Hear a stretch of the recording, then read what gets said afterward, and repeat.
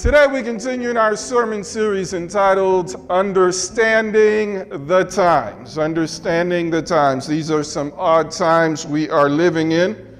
If you've had to gas up your car this week, you need to understand these times.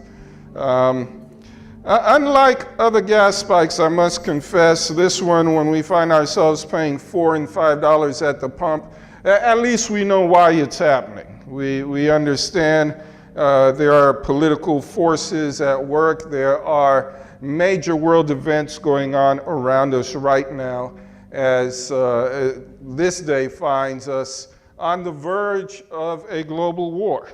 And we know our government is trying to do everything it can to avoid it, yet I think everybody is horrified at some of the atrocities we are seeing on the news. So we see that we live in strange times. Today, what I want to do is do an overview of the book of Revelation. So imagine us trying to cover 22 chapters in 30 minutes or less. That can be a challenge.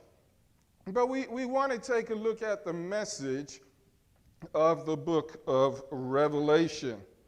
I want to welcome our youth who are watching today. They're watching live. They're tracking with us from the youth room. They've had their own worship experience, and they are joining us for the message. I recall being a senior in high school. It felt like yesterday, but I checked my calendars, and a lot of yesterdays have happened since then. And in my senior year, I took that senior English class. Now they call it language arts. And we got into the topic of critical analysis, critical reading, critical viewing. We read materials, and in our case, we even watched some movies and analyzed what it is we were listening to, watching, reading, and take a critical approach to what is being presented. I believe that is necessary for every well-thinking adult to be critical about what it is we're watching. Sometimes I feel, even as people of God, we watch some stuff that is sheer foolishness. We watch some stuff that really has no business in our lives, and it concerns me if we watch the screen and just let it pass, let it just go through us, let it enter us without even giving thought as to what sense does this make. I believe we should practice critical analysis of what we watch on the screen and what we read every day, what we listen to. What is critical analysis? It's questioning the material before us. What is the point of this book? What is the point of this movie? What is the point of what is being presented? Why might the writer or the author make that point? Why not make another point? What inspires the writer's perspective? How does the writer support the point? Is it a strong support or is it flimsy argument? Do I agree or disagree with the writer or the author's point? By the way, is it even true? Because a lot of things can be stated, but is it true? And how does the point being made apply to my life or to life in general? Those are some questions we need to ask of the stuff that is put before us. Those are some questions we need to ask of the material we give ourselves access to. Critical analysis challenges us to be aware of the difference between data and information. Now, what is the difference between data and information? See, data is equivalent to facts. A fact is a fact is a fact. It's just that. Information is different. Data does not have to relate to anything. It's just data. In fact, data that doesn't relate to anything, and oftentimes it's just noise. It's just trivia. It's just stuff in the atmosphere, stuff in our ears.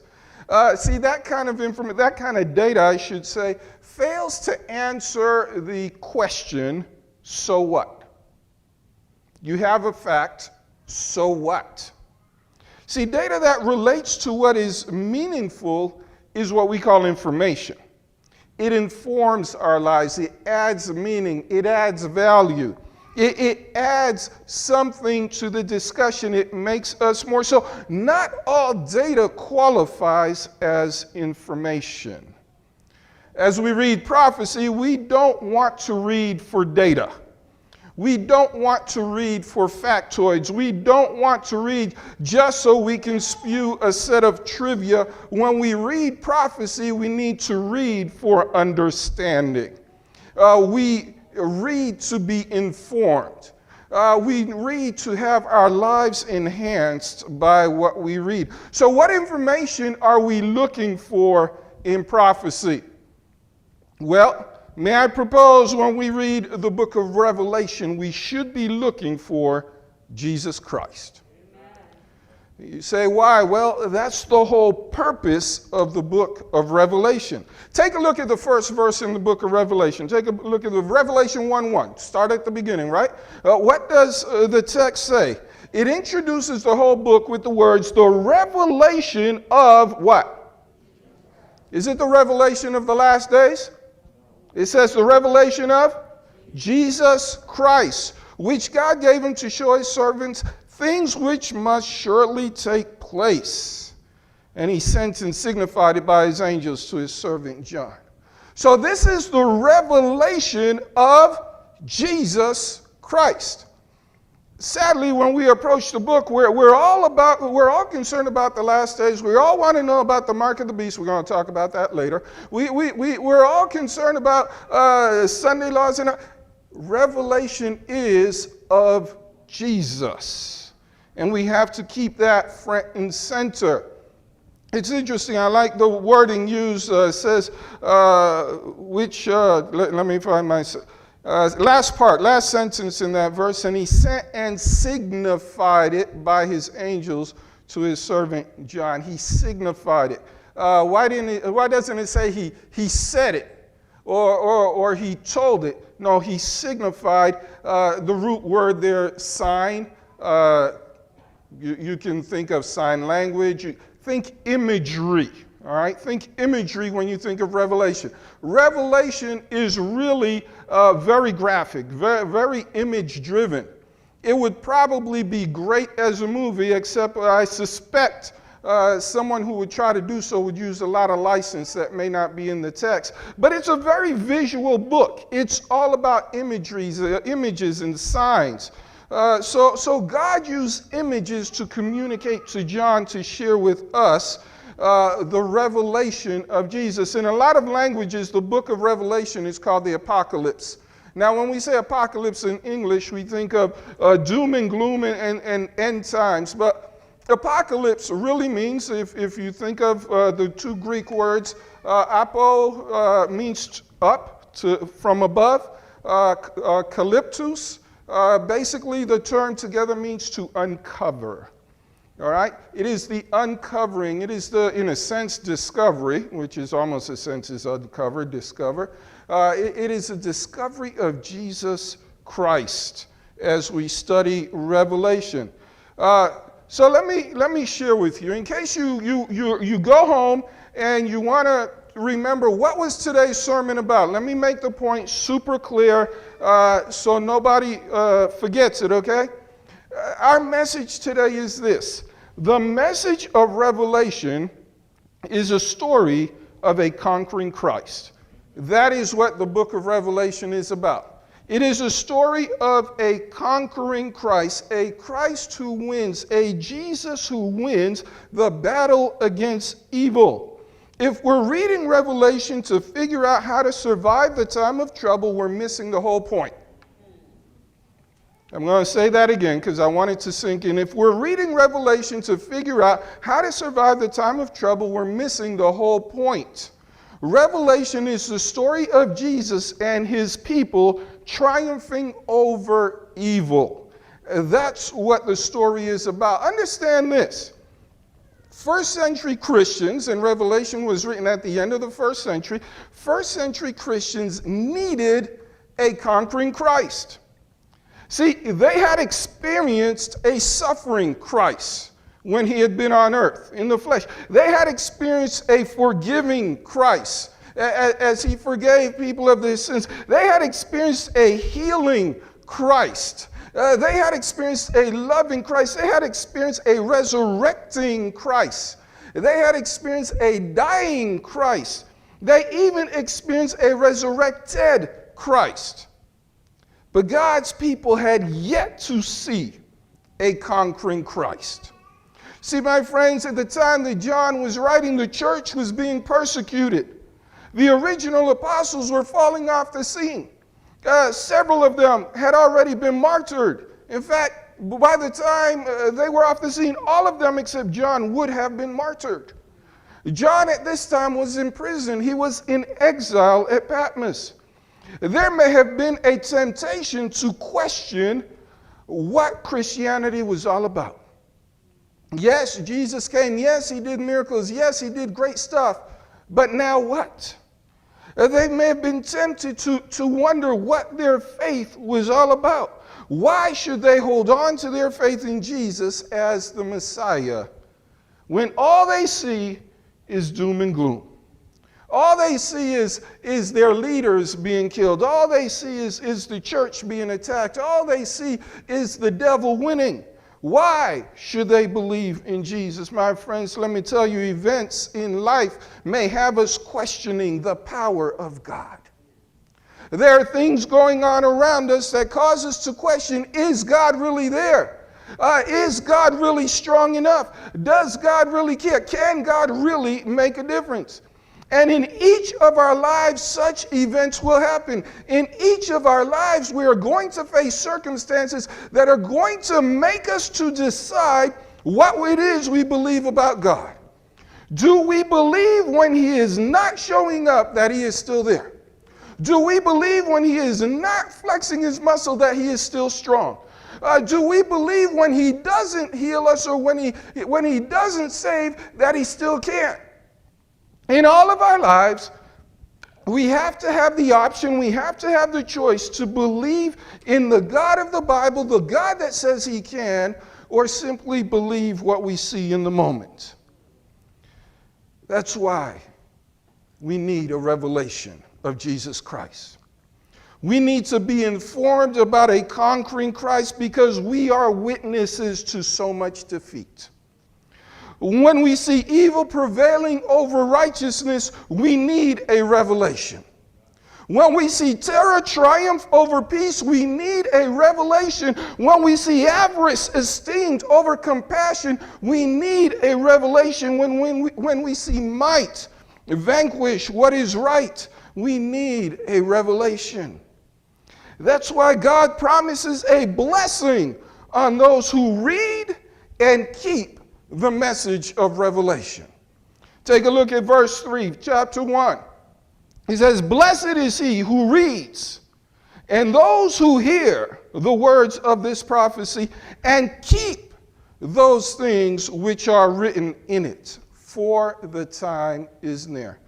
God promises a blessing to those who read, to those who hear, and to those who keep the words of this revelation. I encourage you, my friend, be a reader of Revelation. No, not to try to figure out when and how, but to see Jesus in the passage, to understand that God is conquering. God will win this thing, and no matter what's going on around us, we can have the assurance that God is able and God will do it. So, if there's a blessing in this book, and verse 3 says there is, how can we find it? How can we find the blessing? Well, let's do this. Let's read Revelation with an eye on Jesus. Can we do that? Can we read with an eye on Jesus? What do the various scenes in Revelation tell us about Jesus? We said it's a visual book. There's a scene everywhere in the book. Everything is a scene. In Revelation, you don't get a whole lot of theory. There are not a whole lot of theological assertions. You can build a lot of theology, but there are not explicit theological assertions in the book. This is a visual book of things to come. So there are a lot of characters to follow in the book. Sometimes the characters take on different names or different descriptors, but we identify them by their roles. So as we read, as we listen, we should keep Jesus in sight. So let's do an overview. I said today we're going to do an overview of the book of Revelation. Let's do an overview. Depending who does the outlining, you can get anywhere from 5 to 7 to 9 to 13 different sections in the book of Revelation. I'm only going to do it in 7 sections today. 7 just seems like a convenient number. So section number 1 in Revelation is chapter 1. You read it at your leisure, chapter 1. It's the introductory chapter of Revelation. And here, Christ identifies himself in pretty much all of the ways he's going to be referenced as in the rest of the book. So chapter 1 sort of gives us all the keys and all the cues as to who Christ is throughout the book of Revelation. Take a look at verse 10 and 11. He says, John is speaking, saying, I was in the Spirit on the Lord, saying, I heard behind me a loud voice as of a trumpet saying, I am the Alpha and the Omega, the first and the last. And what you see write in a book and send to the 7 churches which are in Asia. Immediately, right off the bat, Jesus identifies himself as the first and the last, the Alpha and the Omega.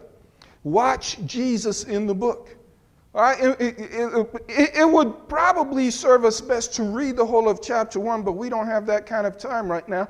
But watch Jesus. As you read the entire book, pay attention to where Jesus is, because that matters. That gives us a story all to itself. You go to the second section of Revelation.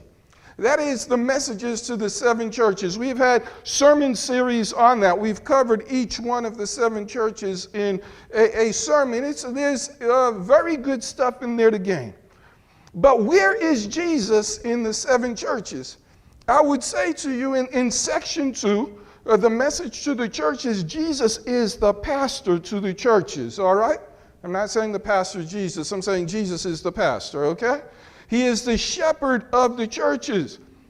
And notice how at each of the churches he identifies himself with chapter 1.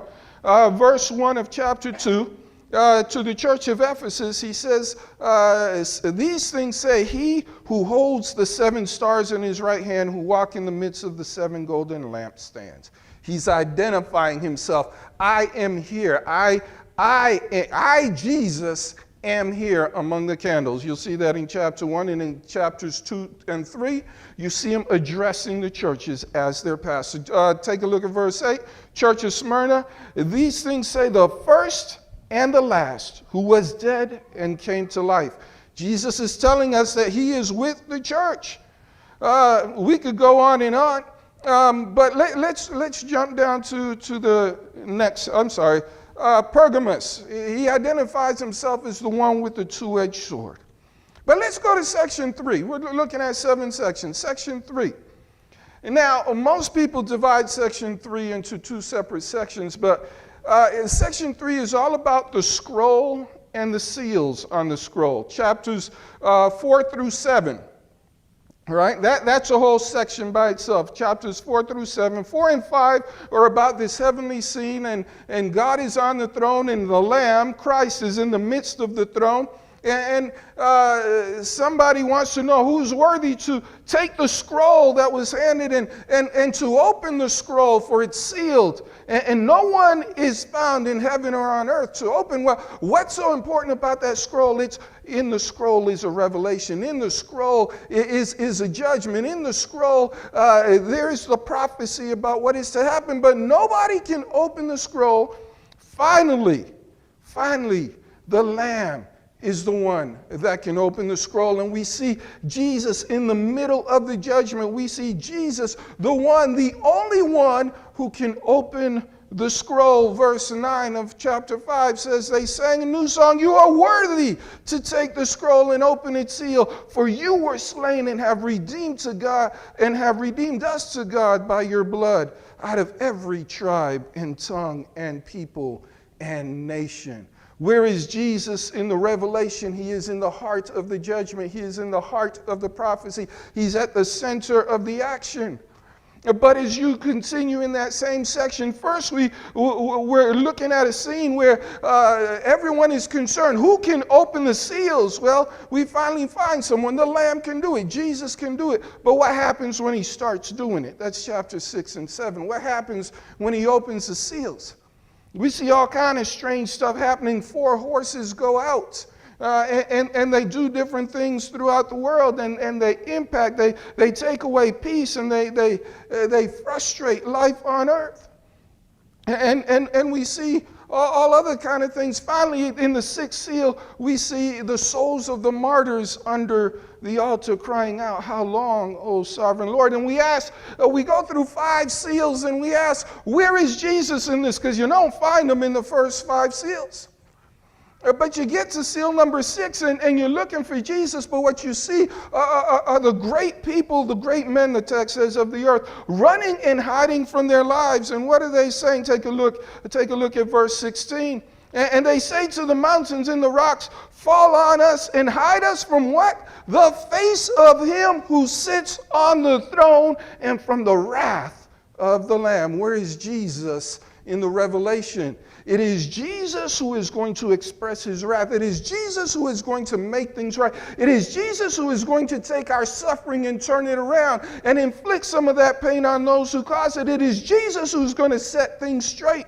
It is Jesus that comes back with fury and power to pay back some of the evil that was done.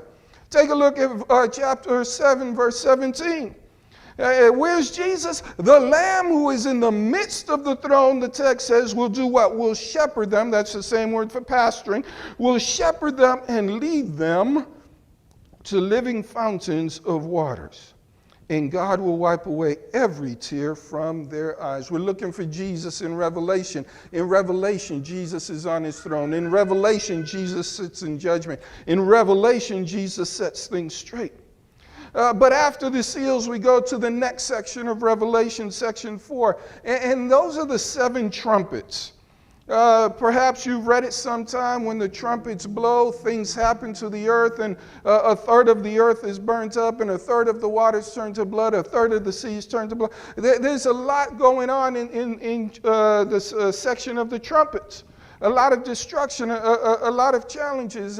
Finally, you get to the section where a scene that looks very much like a global war taking place. But where is Jesus in these trumpets? Take a look at verse 10. It's in the interlude there right before the 7th trumpet, chapter 10, first 3 verses.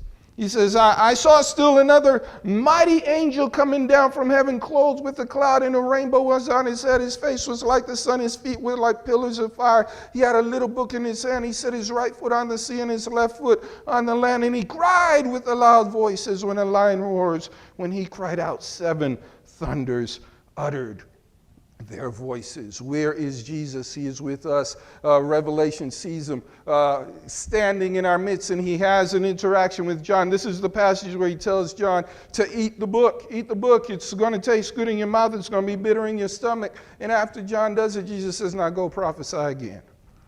Go prophesy again, because I'm about to do something. Get back out there and tell the world what's going on, because I'm about to do something. Where is Jesus? He is with his church. He is with his people. He is encouraging us to go forth with the mission, to prophesy again, to proclaim what he is doing.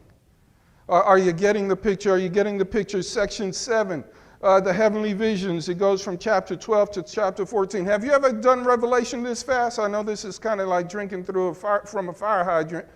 But we want to cover the book. This section talks, this is the heavenly visions. You know, I looked and I saw a woman with a child. You know that section?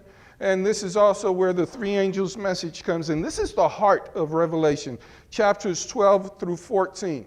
This is, if you look at the big picture, this is the very center, thematically speaking, of the book of Revelation. And where do we see Jesus? He's the child of the woman. Where do we see Jesus? He's the angel Michael. Where do we see Jesus? He is the Lamb on Mount Zion in chapter 14:1. Where do we see Jesus? He is the reaper with the sickle in his hand, who reaps the harvest of the earth. Section 6 is the judgment section. This is where a lot of people spend a lot of time being focused. It's from chapters 15 to 20. That's a really hard place to find Jesus because you can go chapters and chapters and chapters and not see Jesus. All you see is the 7 last plagues that fall on humanity, and you see the downfall of Babylon, and you see the punishment of the harlot of Babylon. But you're looking for Jesus and you can't find him until you get to chapter 19 and you see the wedding feast of the Lamb. And in chapter 19, verse 16, the Lamb at his wedding feast is in verse 7, but in verse 16 you see that he is the rider on the horse, and he is called King of Kings and Lord of Lords. Where do we see Jesus? We see him conquering.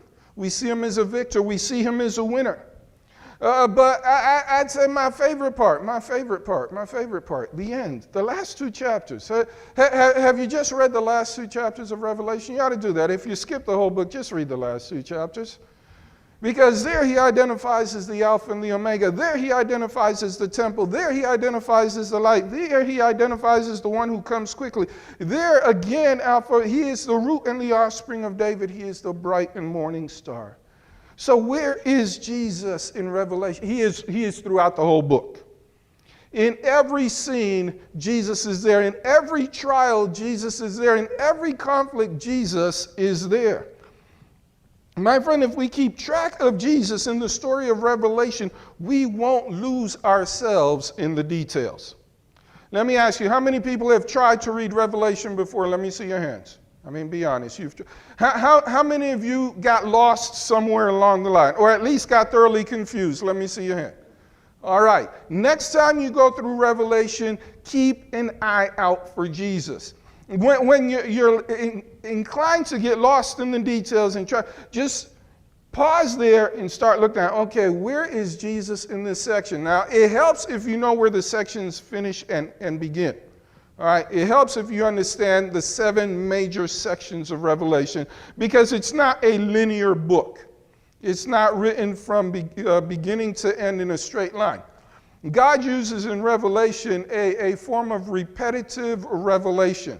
Do you recall the dream that Pharaoh had when Joseph was in prison? What do you recall about that dream? What was the dream? Don't tell me the meaning. What was the dream? Somebody help me out. 7 healthy cows, 7 skinny cows, right? What else was in the dream? The skinny cows eat the fat cows and they stay skinny.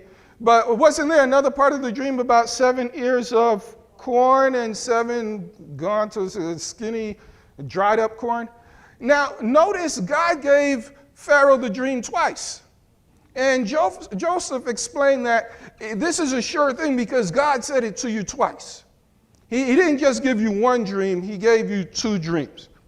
Guess what? In Revelation, God gives you 7 of them. All right? He tells a story over and over and over. Each time, he changes the focus somewhat, but he's covering the same time period. So don't think that it's one thing after another. No, it's the same story being told from different perspectives. So that's important to know as you read Revelation, or you will get yourself confused.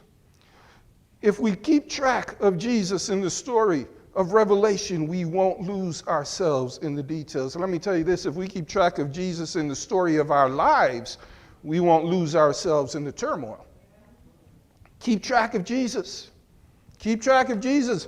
Understand where Jesus is and what Jesus is doing and how he fits into the picture. So takeaway number 1 today, read with an eye on Jesus. But guess what? I'd like you to also read with an eye on God's people.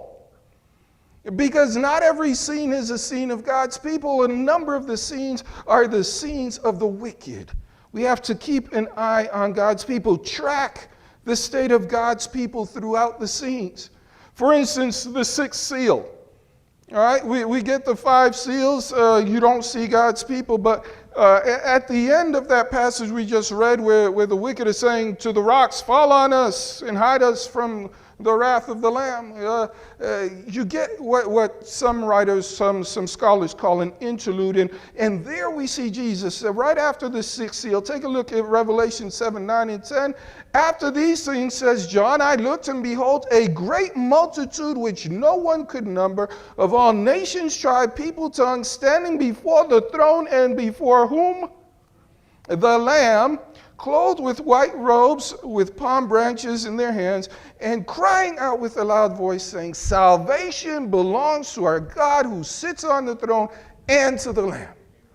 Where are God's people? There's all kind of terror going on. There's all kind of mess going on. There's all kind of upheaval. But where are God's people? They are before God and before the Lamb on the sea of glass. If you had read the section before with the 144,000, it pictures them on the sea of glass. Where are God's people? In the story, you go through the trumpets again, one set of problem after another, one set of destruction after another, and you're looking for God's people. They're found in the seventh trumpet, chapter 11, verse 15. The text says, then the seventh angel sounded, and there were loud voices in heaven saying, the kingdoms of this world have become the kingdoms of our Lord and of his Christ, and he shall reign forever and ever. You probably remember that line from Handel's Messiah. Yes, look for God's people. Where are God's people? Even in the harvest, in the heart of the book, I talked about chapters 12 through 14 being the heart of the book. We get all these scenes, and we get the three angels' message right in there. And where are God's people? Take a look at verse 14, chapter 14. I looked, and behold, a white cloud, and on the cloud sat one like the Son of Man, having on his head a golden crown, and in his hand a sharp sickle. Another angel came out, crying with a loud voice to him who sat on the cloud, thrust in your sickle and reap, for the time has come for you to reap, and the harvest of the earth is ripe. So he who sat on the throne thrust in his sickle on the earth, and the earth was reaped. Where are God's people? They're waiting for the reaping. We're waiting for that angel to say, thrust in your sickle. We're waiting for God to call us his own, because after Jesus takes his, the rest get taken as well, but that's for destruction. So as we read, we need to know where we are in reference to Jesus. First, we need to know where Jesus is, and then we need to know where we are. My friends, I realize that nowadays everybody who drives on the road uses a GPS. There are some folk who can't get from work to home or home to work without the use of a GPS.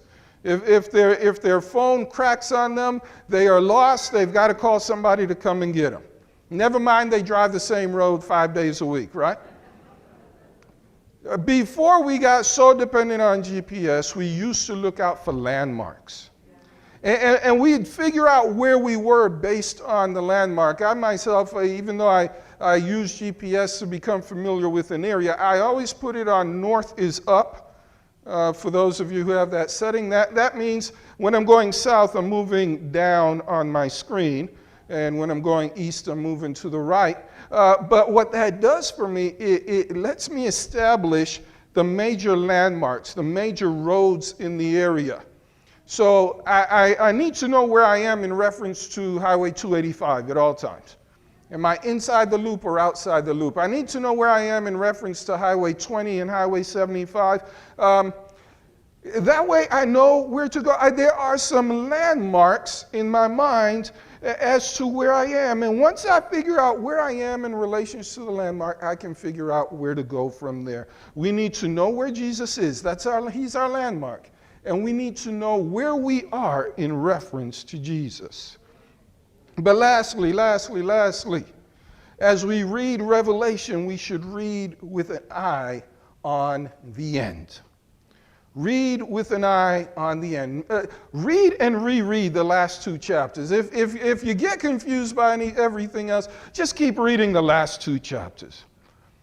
Read with an eye on the end where there Jesus says, chapter 22, the last chapter, verses 14 through 12, behold, I am coming quickly, and my reward is with me to give to everyone according to his work. I am the Alpha and Omega. He says that so much. I am the Alpha and Omega, the beginning and the end, the first and the last.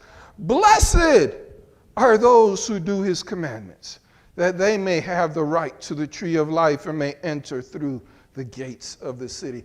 Read with an eye towards the end, an eye on the end. There is a destination, folks.